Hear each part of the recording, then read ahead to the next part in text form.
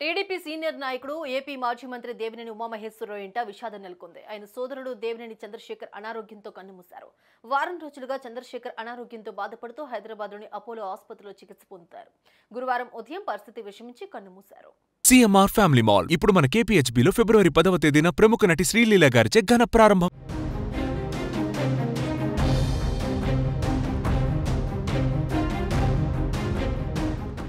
ఊపిరితిత్తులు, గుండె సంబంధిత వ్యాధి చికిత్స నిమిత్తం కోసం హైదరాబాద్ ప్రైవేటు ఆసుపత్రిలో గత 4 రోజులుగా చంద్రశేఖర్కు చికిత్స అందిస్తున్నారు.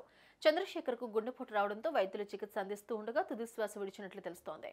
హైదరాబాద్ నుంచి స్వస్థలం ఎన్టీఆర్ జిల్లాలోని కంచికచర్లకు చంద్రశేఖర్ మృతదేహాన్ని తరలించారు. గురువారం సాయంత్రం అంత్యక్రియలు జరగనున్నాయి.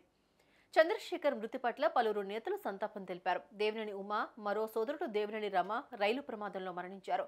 ఇప్పుడు మరో సోదరుడు కూడా మరణించడంతో ఆయనంట విషాద ఛాయలు అలుముకున్నాయి.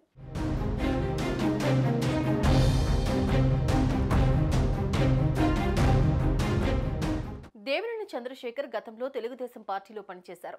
2019 ఎన్నికల సమయంలో ఆయన వైసీపీలో చేరారు. అధికార పార్టీ దోపిడీ ఎక్కువగా ఉందని, పట్టిసీమ ఇరిగేషన్ లాంటి ప్రాజెక్టుల్లో దోపిడీ అధికంగా ఉందని అప్పట్లో సోదరుడు ఉమాపై ఆరోపించారు. ఆ తర్వాత పలు సందర్భాల్లో ఉమాను విమర్శించారు. తన సోదరుడు ఉమాకు రాజకీయ నాయకుడికి ఉండాల్సిన ఒక్క లక్షణం కూడా లేదన్నారు. గతంలో టీడీపీ ఇచ్చిన 650 హామీల్లో 5 హామీలు కూడా నెరవేర్చలేదన్నారు.